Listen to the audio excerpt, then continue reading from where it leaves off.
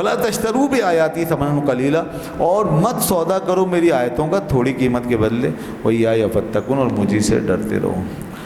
بس یہ آخری بات، وَلَا تَشْتَرُوا بِآيَاتِي ثَمَنًا قَلِيلًا، اور تم میری آیتوں کا سودا مت کرو۔ آیتیں بیچتے تھے، حکم بدلتے تھے، یہ آ گیا ذکر۔ لالچ اتنا بھرا ہوا تھا کہ آیتیں بیچتے تھے، اور جس طرح کا کوئی حکم چاہتا تھا وہ بیان کر دے، اس کے بدلے پیسے لیتے، مال لیتے تھے۔ مال جو تھا وہ ثمنًا قلیلا کہہ کے فرمایا، تھوڑی قیمت۔ تھوڑی قیمت کا مطلب کیا ہے؟ تھوڑی قیمت کا مطلب یہ ہے کہ جو تم لیتے ہو نا، چاہے وہ جتنا بھی زیادہ لو، اللہ کی آیتوں اور احکام کے مقابلے میں تھوڑی اور حقیر ہی ہے نا۔ اس کی ویلیو کیا ہے، اس کی حیثیت کیا ہے؟ ساری روئے زمین کا خزانہ بھی اگر لے رہے ہو تو وہ حقیر ہے، قلیل ہے، ادنا ہے۔ اس لیے فرمایا یہ کیا تم تھوڑا سا لے کے اپنی آخرت تباہ کر رہے ہو؟ اللہ کی آیتوں کو بیچو مت۔ جناب یہ جو ہے نا، یہ بیچنا، یہ واقعی بیچنا ہوتا تھا، یہ کوئی ایسا نہیں خدمت کا معاوضہ، نہ، خدمت کا معاوضہ اور ہوتا ہے، بیچنا اور ہوتا ہے۔ بیچنے کا لفظ تو بڑا گھناؤنا ہے نا، بیچنے کا مطلب ہے ایک چیز دے کر پھر دوسری لے لی، تو وہ یہ کرتے تھے۔ اور اس وقت جو آپ اس امت میں جو علماء، جو معلمین، مسجدوں کے امام، مؤذنین، ان کی جو خدمت کی جاتی ہے تو یہ بیچنا نہیں ہوتا۔ یہ کوئی ایسا نہیں ہے کہ سودا کر دیا دین کا، تو آپ نے نہ کچھ خریدا نہ انہوں نے کچھ بیچا۔ یہ تو ان کو جو پابند کیا جاتا ہے نا کسی کام کے لیے، مسجدوں کا پابند کیا، مدرسوں کا پابند کیا، ایک خدمت لگائی ان کے ذمے، دنیا سے ان کا چھڑایا سلسلہ کاروبار کا، یہ جاب کا، یہ جو بھی، تو اس کا پھر ان کو پورا کرنے کے لیے ان کی خدمت کی جاتی ہے۔ اس کو ہدیہ کہتے ہیں، اس کو نذرانہ کہتے ہیں۔ میں یہ بات اس لیے واضح کر رہا ہوں، آپ کہیں گے یہ کہاں سے آ گیا مسئلہ اس میں؟ یہ لوگ جو ایسے فسادی قسم کے جو پیچھے لگے ہوئے ہیں، خواہ مخواہ دیندار لوگوں کے اور مذہبی نظام کو خراب کرنا چاہتے ہیں، وہ یہ باتیں نکالتے ہیں، ایسی آیتیں پڑھ پڑھ کہتے دیکھو جی بیچنے سے منع کیا، بنی اسرائیل بیچتے تھے، آج یہ مولوی بھی بیچ رہے ہیں، یہ بھی دین بتاتے ہیں، پیسے لیتے ہیں، نماز پڑھاتے ہیں، پیسے لیتے ہیں، اذان دیتے ہیں، پیسے لیتے ہیں۔ تو نہ دو پیسے، بند کر دو سارا سلسلہ، پھر دیکھیں گے کون نماز پڑھائے گا، کون آئے گا۔ آدمی سوچے گا میں اپنا جا کے کام کروں، بچوں کو کیسے پالوں گا، پھر میں کیوں آؤں نماز پڑھانے، میں کیوں آؤں یہاں پہ درس دینے کے لیے، یا درس دینے کا مطلب مدرسے میں درس دینے کے لیے، تو میں مدرسے میں درس کیوں دوں، میں کیوں بیٹھوں وہاں پر، میں کیوں اس کے لیے وقف ہوں؟ تو مدرسے میں ایک بیٹھ کر آدمی درس دے رہا ہے اور سارا دن پڑھا رہا ہے، تو ظاہر ہے اس کے اخراجات۔ اور یہ آج سے نہیں، یہ یعنی کہ صحابہ کرام سے بھی اس کی روایتیں ملتی ہیں کہ انہوں نے یہ خدمت کی۔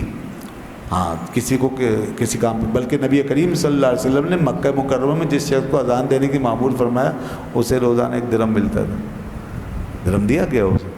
اسی طرح کسی کے کپڑا لٹھے کا انتظام کیا۔ حضرت ابوبکر صدیق رضی اللہ عنہ پہ بار خلافت آیا، خلیفہ بنے، اور دوسرے دن اپنا اٹھایا سامان، کپڑے کا کاروبار تھا، کپڑا اٹھایا، چلنے لگے، جانے لگے۔ درمیان میں حضرت عمر، حضرت ابو عبیدہ بن جرح دونوں ملے، کہنے لگے یا امیر المومنین کہاں تشریف لے جا رہے ہیں؟ کہا کپڑا بیچنے کے لیے جا رہا ہوں۔ اگر یہ نہیں بیچوں گا تو اپنے گھر والوں کو کیا کھلاؤں گا؟ میرے پیچھے گھر والے، میرے بچے۔ انہوں نے کہا آپ تو اب امیر ہیں ہمارے، اب آپ کے ذمے بہت سے کام ہیں، اب آپ یہ کاروبار کریں گے تو پھر تو مسئلہ ہوگا بہت، پھر آپ پوری توجہ کیسے دیں گے؟ فرمایا تو میں گھر کیسے چلاؤں گا؟ آپ گھر بیٹھیے، آپ کا خرچہ گھر پہ پہنچ جائے گا۔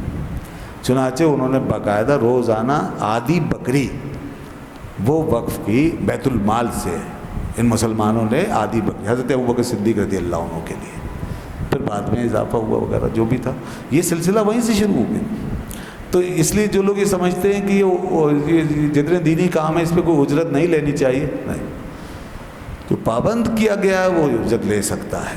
ہاں اس کے علاوہ جیسے جہاں پابندی ایسی نہیں ہے اور کبھی کبھی کا معاملہ ہے تو وہاں ڈیمانڈ نہ کریں، تقاضے نہ کریں، جیسا کہ یہ ہمارے باہر نعت خوانوں نے اور مختلف پروگراموں میں کچھ پیشہ ور مولویوں نے جو اپنی فیسیں مقرر کر رکھی ہیں، یہ کوئی ایسی بات نہیں ہوتی کہ اس کے لیے فیسیں مقرر کی جائیں، اور یہ اگرچہ حرام، یہ بھی اس کو بھی نہیں کہا جا سکتا، لیکن پھر بھی یہ بہت ہی معیوب بات ہے اور اس میں بڑی خرابیاں ہیں جو میں بارہا کہہ چکا ہوں۔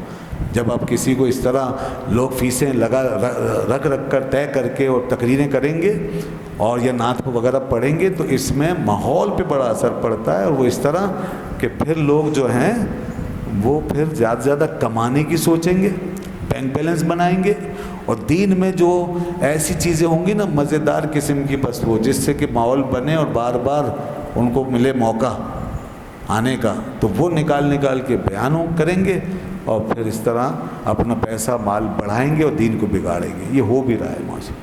تو یہ مانگنے والے جو ہیں نا، اس قسم کے کاموں میں مانگنے والے، ان کا بائیکاٹ کرو بالکل بھائی. باقی آپ کی مرضی ہے، کسی کو ہدیہ نذرانہ جو اپنی طرف سے دیں وہ تحفہ ہے، وہ حدیث میں بھی ثابت ہے تحفہ، وہ اپنی طرف سے کوئی دے یا نہ دے پھر اس میں لوگوں کی مرضی ہے، اس میں کوئی خطرہ نہیں ہے ایسا. لیکن یہ جو طے شدہ طے کر کے اب کوئی حد ہوتی ہے نا، 20,000 30,000 40,000 50,000 80,000 1 لاکھ مارکیٹیں بنی ہوتی ہیں باقاعدہ. ویلیو بن آہستہ آہستہ پہلے مارکیٹ بناتے ہیں، کہیں سے بھی ادھر سے ادھر سے گھوم کے کوئی بھی ایسا راستہ اختیار کر کے مارکیٹ بناتے ہیں. اور جب مارکیٹ بن جاتی ہے اور آپ کو ٹیسٹ آ جاتا ہے، اس کا مزہ آ جاتا ہے اور آپ اس کے خریدار بن جاتے ہیں، پھر پیسے بڑھنا شروع ہوتے ہیں، یہاں تک کہ 80,000 لاکھ یہ چل رہے ہوتے ہیں. تو بس دین کا تو اللہ ہی حافظ ہے. پھر تو آپ کو وہی سنائے گا جس میں آپ کا ٹیسٹ اور بڑھے گا. دین نہیں بتائے گا، بور نہیں ہونے دے گا وہ آپ کو. پھر ہاں بور نہیں ہونے دے گا. تو پھر بور نہیں ہونے دے گا تو پھر دین بھی بہت سی چیزیں وہ رہ جائیں گی. پھر یہ بھی ہوگا. پھر میں کئی دفعہ اس پر گفتگو کر چکا ہوں.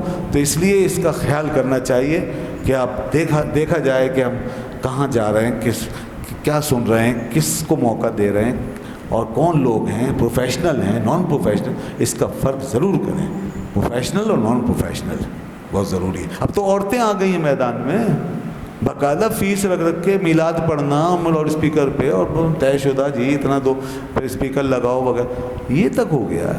تم بگڑیں گے لوگ تو پھر ظاہر سی بات ہے پیسہ بگاڑتا ہے.